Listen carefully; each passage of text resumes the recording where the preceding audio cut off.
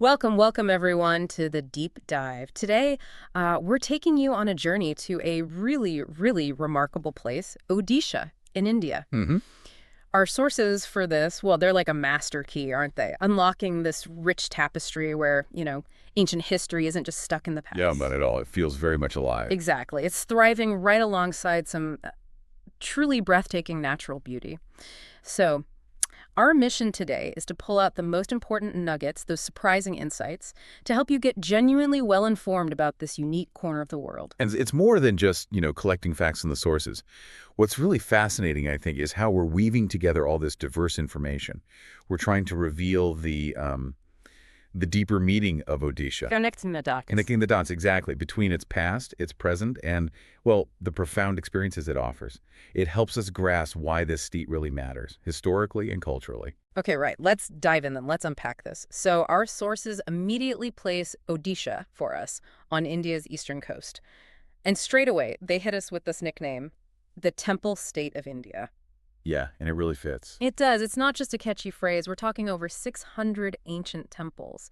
It shows this incredible blend of history carved in stone and, nature all around it. hmm Bhubaneswar, the capital, comes up as this major spiritual hub. And then there's Puri, drawing millions, absolutely millions, for the sacred Jagannath temple. Indeed. And looking closer at that history, it's not just old, it's, well, incredibly deep. We're talking over 2,000 years back. And this is where the idea of heritage really comes into play, isn't it? Right. How would you define that based on what we're seeing here? Well, heritage is essentially those valued traditions, the buildings, the objects, things passed down through generations. Right. And Odisha's ancient temples, its vibrant traditions, they are just such a powerful testament to this living cultural heritage. It's not static. No, definitely not. And the architecture. It just speaks volumes. Our sources really highlight the 13th century Sun Temple at Konark, UNESCO World Heritage Site, no less. A masterpiece. Truly.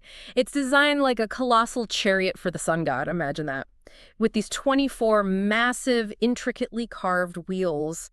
Apparently they even function as sundials. Incredible detail. The detail, the scale of the carvings. Yeah. They just leave you speechless, apparently.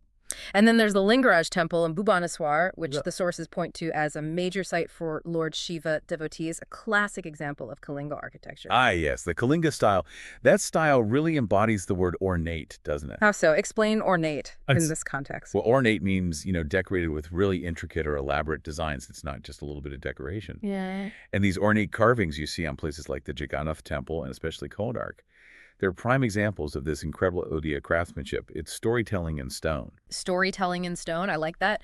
But it's not just temples, right? The sources also talk a lot about Odisha's natural beauty. Its coastline, for example, Oh, definitely. beaches like Puri and Gopalpur, they're described as perfect for a serene getaway. And that word serenity feels so apt there. Yeah. Yeah, the serenity just means that state of being calm, peaceful, untroubled. Hmm. And Odisha's beaches, its lakes too, they really offer these kinds of tranquil escapes. You can see why the word fits so well. It's a real contrast. Right, a balance. Okay, now here's where, for me, it gets really interesting.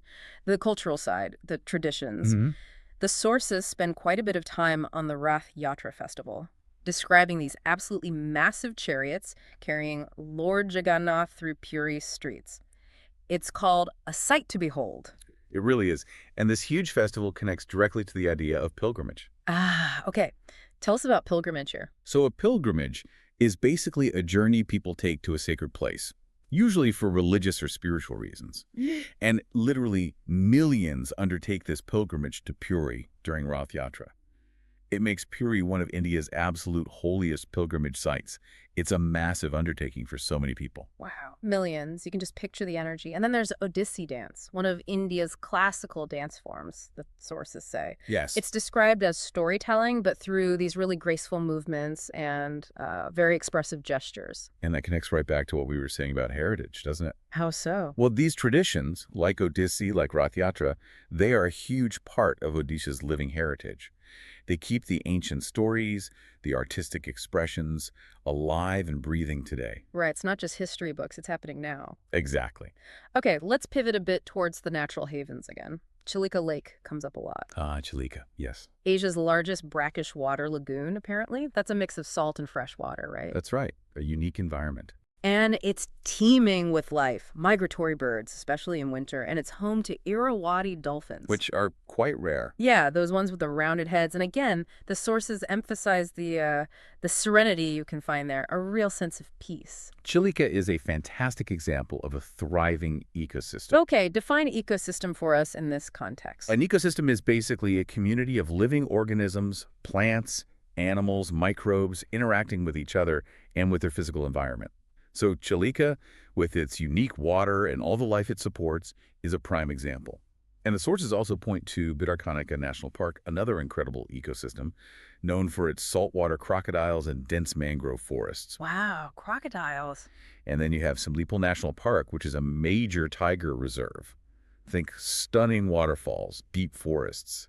It just shows the sheer richness of Odisha's biodiversity. It sounds incredibly diverse, from temples to tigers. It really is. Okay, and after all that exploring, you'd be hungry. Let's talk food. Always a good topic. Our sources definitely recommend trying dolma. That's a lentil and vegetable dish. Sounds hearty. Very traditional, very wholesome. And shanapoda described as a sweet roasted cheese dessert. That sounds intriguing. Oh, it's delicious. Unique to Odisha. And for a real local taste, especially in summer, they mention pakalabada, fermented rice served with curd. Yes. And other side dishes. It's incredibly refreshing in the heat. A real staple. It Yeah. tells you a lot about adapting to the climate. Right. And again, the food seems like another way to experience the local culture, the heritage, wouldn't you say? Absolutely. It's another lens. Food is always such a deep part of any culture's story. So, okay, if someone listening is thinking, wow, I want to experience this, where should they even start? It sounds like there's so much. There's a lot. Our sources suggest maybe starting in Puri for the Jagannath Temple experience, that golden beach, and maybe, if you time it right, Rath Yatra. That makes sense. Puri is central in many ways. Then definitely Konark for that unbelievable sun temple. You just have to see it based on these descriptions. Agreed. Non-negotiable. And for nature lovers, a boat trip on Chilika Lake seems like a must-do. Spotting those Irrawaddy dolphins, the birds. The really official experience. And wildlife enthusiasts head to Simlipal National Park, maybe. Yes, for the tigers in the forests. And, something else the sources mention near Bhubaneswar are the Udayagiri and Kandagiri caves. Ah, the caves. Tell us about those. They're these ancient Jain rock-cut caves, really old. And they have these incredibly intricate carvings, ornate again, that tell stories from Odisha's very distant past. It reinforces that artistic tradition we see everywhere. Wow, okay. So much depth. It does raise an interesting question, doesn't it? How do all these different sites, the spiritual centers, the natural wonders, this ancient art, how do they all combine? What kind of experience does that create for someone visiting? That's a great question. It sounds like more than just sightseeing. It sounds multifaceted, deeply enriching, maybe? Exactly. A Yeah. symphony of experiences, perhaps. I like that. Okay, and speaking of visiting, let's get practical. Our sources offer some solid advice for anyone planning their own deep dive. They do. Good practical stuff. So, best time to visit, generally October to March. That's when the weather is most pleasant. Or June, July, if you really want to catch the Rath Yatra. Good to know. Getting there? Pretty straightforward. Bhubaneswar has the Biju Patnaik International Airport, well connected. And the railway network in Odisha is quite good too. Okay. What to pack? Light cotton clothes are key for the warmer months. Yeah. Definitely an umbrella if you're going during the monsoon season. And a camera. You'll want one. Oh, for sure. And a really important cultural tip from the sources. Respect the temple customs. That means taking off your shoes before entering, dressing modestly, covering shoulders and knees is usually a good idea, and always asking permission before you take photos of any rituals. Right. Basic respect goes a long way. Always. And finally, souvenirs. The sources suggest looking for local handicrafts.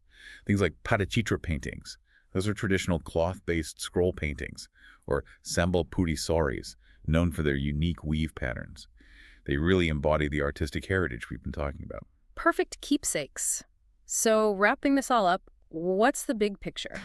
Our sources seem to paint Odisha not just as another state in India, but almost as the soul of India. That's a powerful phrase they use. It is. Captivating the heart, they say, with its majestic temples, its deep traditions, and that surprising, serene, and natural beauty. Wow, this deep dive, it's really opened up Odisha for me, I have to say. Me too. We've pulled out so much nuance, haven't we? So many surprising details from the sources. It feels like we've really peeled back the layers of this incredibly vibrant state. The temples, the living traditions, the landscapes. It's been fascinating. And, to leave you, our listener, with maybe a final thought to chew on. Given Odisha's ancient heritage, which is still so clearly alive today, and its thriving natural ecosystems, what lessons could a place like this, so rich in both history and biodiversity, offer us about maybe our own roles globally in preserving both cultural and environmental treasures? That's a big question. Makes you think. It does.